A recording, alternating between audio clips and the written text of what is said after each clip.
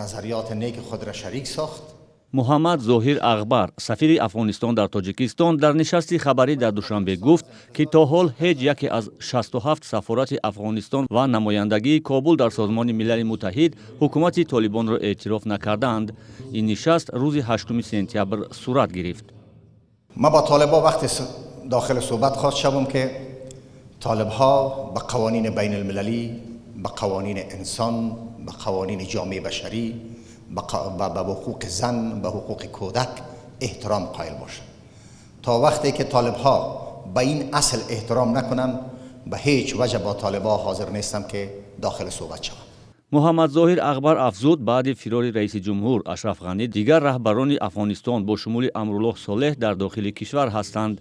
به قول او طبق قانون امرالله صالح رهبر کشور دانسته می شود و به این دلیل در درآمدگاه سفارت افغانستان در دوشنبه عکس معاون رئیس جمهور افغانستان نصب کرده شده است.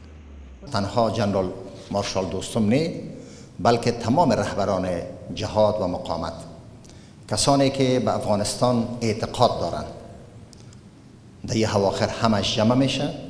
شما شاهد یک شورای بزرگ مقاومت در سراسر افغانستان خواهد باشه. امرالله صالح دوامدار با اونا در ارتباط هستم. اونا فعلا سرپرستی ریاست جمهوری افغانستان را به دوش دارند. در داخل خاک افغانستان در پنجشیر قرار دارند. سفیر افغانستان در تاجیکستان از نقش مقامات تاجیک در مقابله با طالبان اظهار سپاس کرده گفت که کاش کشورهای دیگر نیز به مثل تاجیکستان موقع استواری خود را نشان میدادند.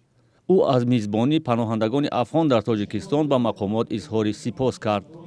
اما یک بار دیگر از دولت تاجیکستان قدردانی میکنم که مطابق به قوانین بین المللی، مطابق به قوانین انسانی در برابر مهاجرین برخورد صورت گرفته. یک تعداد از مهاجرینی که در نقطه صفری که مربوط تاجیکستان نمیشه آمدن، اونا در اوجا گیر ماندن. امیدوار هستم که تماسهایی که ما داریم اون مشکل هم حل شود. روز 7 سپتامبر طالبان هیئت حکومت خود در افغانستان را اعلان کردند و سرنوشت سفارتخانه‌های کشور در خارج از جمله در دوشنبه ناروشن باقی میماند.